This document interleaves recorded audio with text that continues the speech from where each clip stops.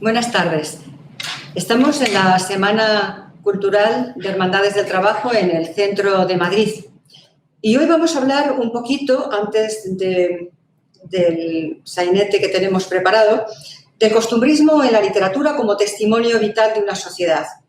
Y es que para entender el concepto de costumbrismo hay que reconocer que algo ocurre con la literatura española de los siglos XIX y también principios del XX, que reclama ese concepto y ello nos conduce a los dos géneros literarios de gran peso en la cultura de esos siglos, el artículo de costumbres y la novela. Pero también hay otras fuentes de costumbrismo. El teatro popular, en especial la zarzuela o los sainetes, como el que vamos a hacer hoy, las ilustraciones periodísticas y publicitarias, las artes plásticas, poesía popular como las coplas y los romances y, por último, también el cine y ciertos seriales radiofónicos y televisivos. Es curioso observar cómo en los últimos años la programación de determinadas cadenas de televisión y también plataformas de cine se han poblado de series que relatan historias ambientadas a finales del siglo XIX y principios del XX. Amar en tiempos revueltos, El secreto de Puente Viejo, Amar es para siempre, Gran Hotel, Velvet, Acacias 38 y, aunque basadas en novelas, El tiempo entre costuras de María Dueñas o el que también recientemente hemos visto, Dime quién soy, de Julia Navarro, entre otras muchas. Todas estas series nos hacen pensar que algo tuvieron esas épocas, sus costumbres, sus tipos, para que no caigan en el olvido y además nos recreemos en ellas. Podemos definir el costumbrismo como ese cuadro de costumbres, si se retrata una escena típica o artículo de costumbres, o si se describe con tono humorístico y satírico, pues algún aspecto de la vida, como hacía Larra en sus artículos de costumbres. En estos cuadros costumbristas se pintan usos, hábitos, tipos característicos o representativos de la sociedad, el paisaje, las diversiones, unas veces para divertir y otras con una marcada intención de crítica social y moralizadora, casi siempre con intención de reformar y con un vocabulario muy directo. El costumbrismo es el punto de partida para el realismo, el naturalismo, que vendrían después y que nacido, por supuesto, muy ligado al periodismo y a los continuos cambios sociales que se produjeron a principios del siglo XIX, quizá por su carácter popular y por ese anhelo de resaltar las costumbres contemporáneas. Podemos encontrar esos antecedentes tradicionales en el siglo ya XVI con Lope de Rueda o el Lazarillo de Tormes, en autores como Cervantes y Cadalso ya en el siglo XVIII. Pero la importancia de este género va a venir a través de dos aportaciones fundamentales. Una sería la importancia que tiene este género a través de dos aportaciones. La primera, la documental y la histórica, porque los costumbristas presentan fragmentos de la vida urbana y de la vida rural. La segunda sería artística y, por supuesto, de enorme valor, porque desde dentro del costumbrismo asistimos al nacimiento de otro género con mucha más amplitud. Es la novela moderna. Vendrá en el realismo y, por supuesto, que derivará al final del siglo XIX en el naturalismo. Esta es la muestra de cómo ambos movimientos van a beber de la misma fuente. El costumbrismo estaba basado en la búsqueda de las raíces ocultas de ese pasado castizo, puramente español, que, por supuesto, el neoclasicismo sabemos que había asfixiado por la invasión francesa. Es la reacción que provoca en el romanticismo esa revolución cultural que hace que aparezca el cuadro de costumbres como ese fenómeno de la Ilustración. Se pretende testimoniar ese cambio de la sociedad. El presente se nos presenta confuso, contradictorio, dividido entre lo moderno y lo extranjerizante y esa tradición que tiene cierta tendencia a desaparecer de forma peligrosa. Si no se puede salvar esa tradición, hay por lo menos que dejar constancia de que con ella se va, quizá para siempre, una parte de esa alma castiza. Si el escritor es tradicionalista, asume, pues podríamos decir, una actitud nostálgica ante ese hecho, pero si es liberal y progresista, el cambio se va a encarar con otra esperanza. El escritor costumbrista se considera el censor de la sociedad, pero que está al margen de esa sociedad. Observa, critica todos los aspectos negativos, por eso oculta también su personalidad bajo un seudónimo, como hacía nuestro Larra, ¿no? Bajo el pobrecito hablador o el curioso parlante. Pero su valor literario, en este caso Larra, va a aventajar a todos los demás, pero en cierto modo hay tres autores que también lo van a complementar. Larra aporta la densidad moral, la acritud satírica y la perfección de estilo. Mesonero Romano, el humor, por ejemplo, de una forma mucho más ligera, la conformidad burguesa, y Estebáñez Calderón, el pintoresquismo tradicional y esa gracia que aporta de regionalismo andaluz. Mariano José de Larra remueve las raíces españolas, ¿vale?, para arrancar a los españoles de ese inmovilismo. Como muestra en uno de sus artículos, que se titula Empeños y desempeños, incorpora a un joven personaje, que es su supuesto sobrino, con el objetivo de hacer una denuncia patente, real, irónica, de todos los defectos que tenía la educación. Es uno de los temas preferidos de Larra. La educación, tanto en el siglo anterior, en la Ilustración, como en el Romanticismo, se consideraba como el instrumento más adecuado y más importante para hacer de España un país moderno. Bretón de los Herreros combatió contra los abusos del mal gusto en la literatura romántica, desarrolla pues un aire costumbrista mucho más en tono satírico. Hay una anécdota biográfica muy curiosa, y es que solían confundir a un vecino de Bretón con el famoso autor. Este era un médico también poeta que se apellidaba Mata, Pedro Mata Fontanet. A todas horas llamaban a su puerta hasta que un día se cansó y puso en ella dos versos que decían: en esta mi habitación no vive ningún bretón. Como además Mata y Bretón no se llevaban demasiado bien, lo que hizo Bretón fue componer otra redondilla y al igual que había hecho Mata, lo colgó en su propia puerta, que decía: vive en esta vecindad cierto médico poeta que al pie de cada receta pone Mata y es verdad. Y se quedó tan ancho.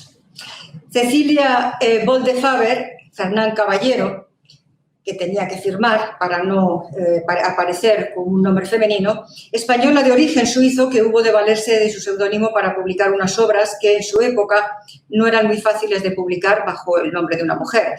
Tuvo una formación de talante abierto, en su obra cultiva un costumbrismo andaluz con enfoques ciertamente sentimentales o moralizantes, pionera de la narrativa femenina española. Pues engarzó esas escenas costumbristas, sencillas tramas novelescas, renovando así las letras españolas que habían ido languideciendo poco a poco en el siglo XVIII. Además de estos cuadros de costumbres populares andaluzas y numerosos títulos más, su obra La Gaviota fue su primera narración extensa y la que más fama le dio, pues puso las bases del realismo. La trama de esta novela consiste en que Stein, médico alemán, es recogido en un pueblo andaluz por unos pescadores. Allí se enamora de Marisalada, apodada La Gaviota, con la que se casa. El matrimonio se traslada a Sevilla, donde Marisalada alcanza un gran éxito artístico por su magnífica voz. Convertida en gran cantante, regresan ya a Madrid, donde se enamora de un torero, lo que hace decidir al marido marcharse a América. Ramón, de Mesoneros Romanos, conocido como el curioso parlante, creador del costumbrismo romántico y, por supuesto, un cronista periodístico de la capital excelente. Mesonero se servía de la ironía para retratar tipos, escenas de Madrid, pero sin la aspereza de Larra. Es un moralista y la moraleja del cuento está casi siempre presente en sus escenas. Tenía aversión hacia todo lo romántico porque lo que no es de extrañar es que la más conocida sátira contra el romanticismo sea suya. Panorama madritense, así es uno de sus títulos, donde se propone rectificar todos los errores que acerca de España habían divulgado los extranjeros, destruyendo esa imagen de la España romántica. Ahora vamos a disfrutar del costumbrismo de otra manera, mucho más viva, con don Joaquín y don Serafín Álvarez Quintero, dos hermanos nacidos en Utrera que desde niños agudizaban sus 5 sentidos para sentir toda la vida que hervía alrededor. Ellos se vieron atrapados desde muy jóvenes de un talento creativo, fueron celebrados, reconocidos y por todos los juguetes cómicos que salían de esas mentes creadoras. Le llamaban así, los juguetes cómicos, pero luego ya se adentraron en la comedia, el entremés y lo que se llamó el sainete. Y para muestra, pues un botón.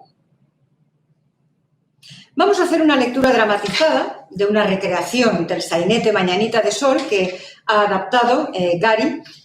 Hace unos años la estrenamos aquí en el Salón de Actos de Hermandades de Madrid y de cuya representación creo que algunos acordarán y que todos disfrutamos muchísimo. Al menos nosotros lo disfrutamos mucho y esperamos volverlo a hacer ahora.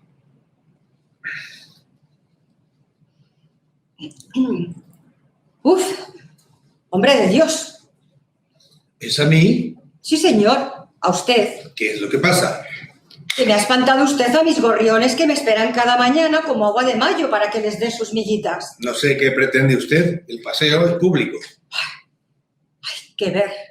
No hay como llegar a viejo para ponerse impertinente. Lo siento, señora, pero jamás hemos sido presentados y no entiendo cómo se toma usted la libertad de dirigirme la palabra. Pues también usted ha debido pedirme permiso a mí para sentarse en este banco, que es mío. ¿Suyo? Eso es lo más absurdo que me quedaba por oír. Aquí no hay bancos de nadie. No gruña más, que si espera que me vaya, no me iré. Eso es exactamente lo que me temo.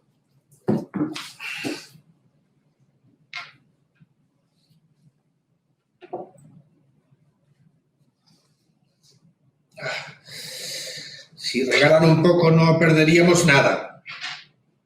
Vaya ocurrencia, limpiarse los zapatos con un pañuelo. ¿Cómo dice? Digo yo que no se sonará usted la nariz con un cepillo, ¿no? Pero señora, ¿con qué derecho? Con el de vecindad. Es usted una entrometida. Tengo el defecto de decir todo lo que pienso. Sí, y bastante más de lo que conviene.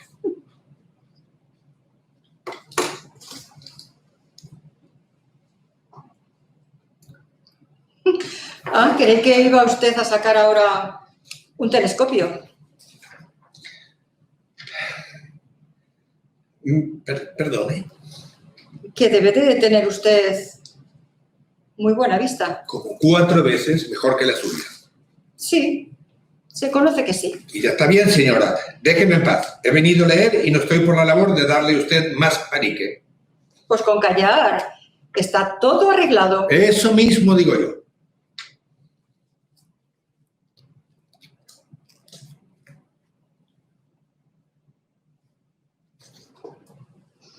¿Qué lee, si se puede saber? Versos, señora, si a usted no le incomoda. No, por Dios, no me incomoda en absoluto. Adelante, adelante, lea usted, por favor. Muy amable. ¿Y por qué no lee en voz alta? ¿Quiere usted decir aquí, en medio del parque? ¿Y por qué no? Bueno, no sé, no es mi costumbre. Es usted un poco caprichosa, ¿no? De acuerdo, lo haré, pero solo por lo que usted ha dicho antes, como un favor. Todo en amor es triste, mas triste es todo. Es lo mejor que existe. Ay, qué bonito. ¿De quién es? De Campo Amor. Ay, de Campo Amor. Las niñas de las madres que amé tanto me besan ya como se besa a un santo. Estas son humoradas. Ay, humorada, sí, sí, sí. Pero si he de ser sincero, debo confesarle que yo, personalmente, prefiero las doloras. Ah, y yo. Ay, pero son tan tristes. Ay. Bueno, pero de todo tendrá que haber, ¿no? También hay algunas aquí. Escuchen esta, a ver si le gusta. Pasan 20 años, vuelve él. Ay, no sé qué me da verlo a usted leer con tantos cristales. ¿Acaso lee usted sin gafas? Pues claro. A su edad, me permito ponerlo muy en duda. Deme ese libro. ¿Dónde era? ¿Me permite? Sí, por supuesto. Aquí. Gracias. De nada. Y lea usted pausadamente, por favor. Pasan 20 años, vuelve él, y al verse exclaman él y ella: ¡Santo Dios! ¿Este es aquel? Virgen Santa, ¿es esta aquella? Tenga. En efecto, tiene usted una vista envidiable. Pues le diré que he sido gran amigo de Campoamor. ¿Ah, sí? Sí, nos conocimos en Valencia, donde yo viví algunos años. ¿Conoce usted aquello? Ah, sí, sí, señor. Había una finca cercana a Valencia que, si aún existe, todavía se acordará de mí. Pasé en ella varias temporadas, aunque de esto hace ya muchísimo tiempo. Ay, estaba próxima al mar, oculta entre naranjos y limoneros. Y le decían... ¿Cómo era que le decían? ¡Ah, sí! Maricela. ¿Maricela? Maricela. ¿Y le suena acaso a usted el nombre? Ya lo creo. Allí vivió la mujer más preciosa que haya visto nunca. Se llamaba Laura. Laura... Ahora no recuerdo el apellido. Laura Llorente. ¿Cómo ha dicho? He dicho Laura Llorente. Era mi mejor amiga. ¡Qué casualidad! Sí que lo es. Mire, si mal no recuerdo, creo que... Mire, aquí tengo un retrato de ella cuando era joven. ¿La reconoce? Sí, claro. Es ella, la misma. ¿Querrá usted creer que aún la veo como si la tuviera enfrente? En aquella ventana de las campanillas azules. No me irá a decir usted ahora que también se acuerda de aquella ventana. Ay, claro que me acuerdo. Era la de su cuarto. ¡Qué increíble! Eso demuestra lo pequeño que es el mundo. Parece mentira, pero, ¿sabe usted? Es como si todavía la escuchara cantar una copla de aquellos años, que hasta llegué a aprenderme. ¡Qué coincidencia! Esto es francamente asombroso. Pues sí. Recuerdo que Laura pasaba horas enteras asomada a aquella ventana. Bueno, en mis tiempos, digo. Y en los míos también. Yo la quise de veras. Muy de veras. Fue muy desgraciada y tuvo unos amores muy tristes. Sí, muy tristes. Ah, ¿es que usted ya lo sabía? Bueno, si nos referimos al mismo caso, sí. ¿Al del duelo? Justo, al del duelo. Me sorprende mucho que usted lo sepa. ¿Y usted? ¿Cómo lo sabe? Ah, es que, verá, señora, ha querido el azar que uno de aquellos dos enamorados que se batieron a duelo por el amor de Laura fuera nada menos que un pariente mío. ¿Ah, sí? ¿Un pariente? Sí, pariente muy querido a quien la poesía le volvía loco, igual que a mí. Pero siga contándome. ¿Qué más sabe usted de aquella antigua historia? Pues lo que ella me contó en una de sus últimas cartas sobre la desventura de aquellos amores verdaderamente románticos. Y platónicos. Ni siquiera se hablaron nunca. Es verdad. Él pasaba todas las mañanas a caballo por la veredilla de los rosales y le arrojaba un ramito de pensamientos. Y por las tardes, cuando él volvía a pasar, ella, desde el alféizar de la ventana, arrancaba una flor y se la dejaba caer. Ay, así era. ¡Qué buenas épocas! Ay, ¿y sabe usted? A ella querían casarla con un comerciante. Sí, porque sus padres no veían con buenos ojos aquel galanteo de un simple aspirante a poeta. Y le diré otra cosa. Me contó mi pariente que una noche en que rondaba la finca solo por oírla cantar, aquel burdo comerciante a quien nadie había dado vela en ese entierro se presentó de improviso, furioso, enloquecido, fuera de quicio. Y provocó a su pariente. Y se enzarzaron. ¡Ay, y hubo desafío! Uf, bien sabe Dios que no hubo, señora. No me lo recuerde usted. El duelo fue en la playa, al amanecer, a pistola y a primera sangre. El provocador quedó gravemente herido y mi pariente tuvo que esconderse hasta que pudo huir. Vaya, conoce usted la historia al dedillo, ¿eh? ¿Y usted también? Porque ella me lo contó. Y a mí, mi pariente. En fin, veo que los dos estamos perfectamente al tanto de todo lo ocurrido. Fue tremendo, realmente muy dramático. Porque, ¿sabe usted? El pobre muchacho se sentía muy desorientado. Sus sueños de amor se habían esfumado y no tenía a quién recurrir para desahogarse. Únicamente a mí. A mí, que tenía por entonces exactamente su misma edad. Su misma edad, por no hablar de su misma inexperiencia. Y aún así, no hacía otra cosa que venir a pedirme consejos. Imagínese que dos.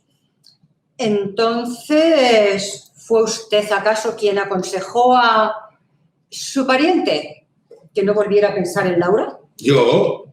Pero si mi pariente no pudo olvidarla ni un solo minuto en toda su vida. Entonces, ¿cómo explicaría usted esa desaparición tan cobarde? ¿Cobarde? Mire, señora, será mejor que no siga usted por ese camino porque se está equivocando y mucho. Sepa usted que el muchacho se refugió primero en mi casa y allí esperó, agazapado, hasta asegurarse de que no hubiera moros en la costa. Luego se trasladó a Sevilla. Dejó pasar un tiempo más que prudencial y cuando calculó que los ánimos se habrían calmado y el asunto estaría olvidado, volvió a Madrid y una vez aquí le escribió a Laura, qué sé yo, el número de cartas. Algunas en verso, me consta. Pero ella nunca contestó. El desengañado y desesperado se alistó en el ejército de África y murió en las trincheras, repitiendo incansable y febril en su delirio el nombre de su amada. Laura, Laura, Laura. Ya, me lo imagino. Y sentiría usted muy profunda esa tragedia ajena, ¿no? Profundísimamente, igual que si se tratara de mi persona.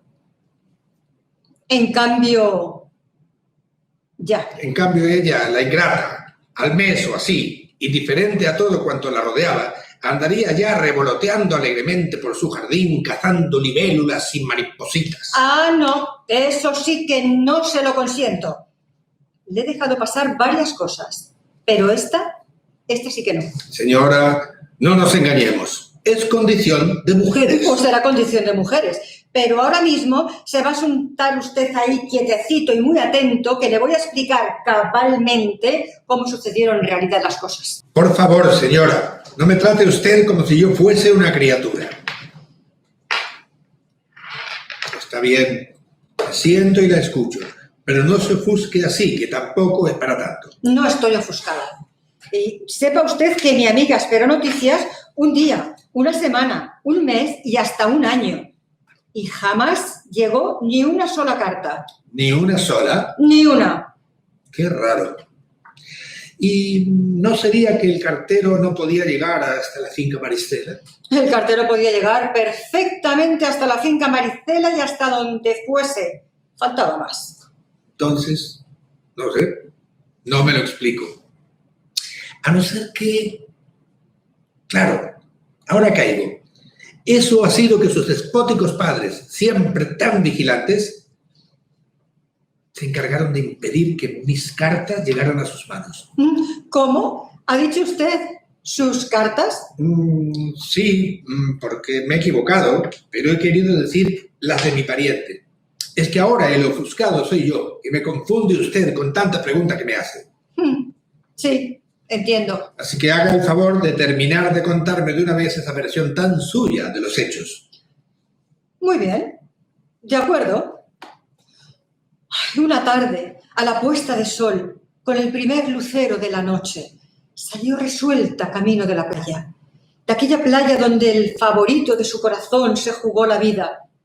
Escribió su nombre en la arena, en nombre de él, claro. Claro. Y se sentó en una roca, fija la mirada perdida en el horizonte. Hay nubes oscuras y amenazantes presagiaban una tormenta fatídica. Las olas iban cubriendo las rocas poco a poco sin que ella se diese cuenta. ¿Y quiere saber usted algo más? Sí, claro, se lo ruego. Que la marea subió y la arrastró para siempre. Jesús. Cuentan los pescadores que las olas no pudieron borrar en mucho tiempo aquel nombre del amado escrito en la arena. Pobre mi pariente. ¿Cómo que pobre su pariente? Querrá decir pobre Laura. Sí, claro, pobre Laura, sí. Y también pobre mi pariente. Y dale. Lo que no se puede negar es que aquello tuvo que ser un verdadero infortunio para los dos. Ya lo creo. Pobrecillo, ¿no? Angelitos. Y dígame usted, señora, no quisiera pasar por indiscreto, pero ¿está usted casada? Sí, justamente 2 años después de que Laura no hubiera vuelto a saber de su Romeo, y viendo en ella lo angustiosas que podrían volverse las relaciones de amor, decidí casarme con un fabricante de cervezas. Ajá. Muy próspero, por cierto. Comprendo.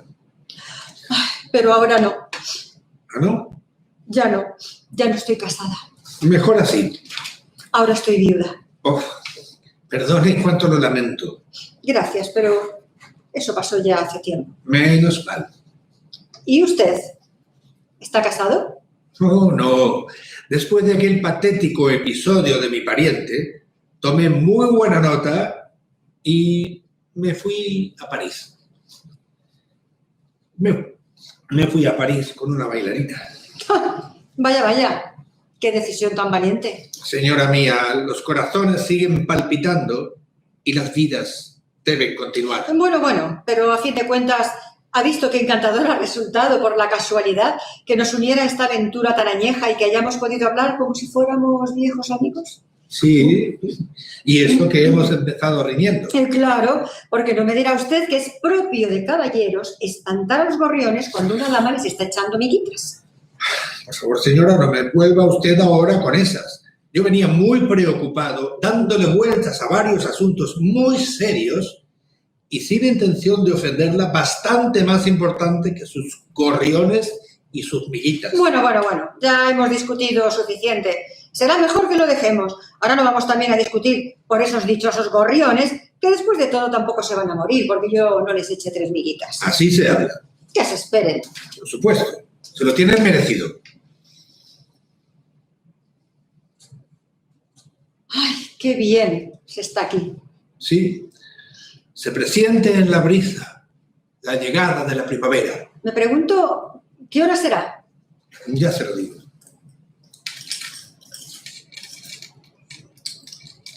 Cerca de las 12. Uy, entonces debo marcharme. Qué lástima, señora, porque en honor a la verdad, debo decirle que hace un rato, cuando me dispuse a dar una vuelta por el parque, venía yo un poco malhumorado.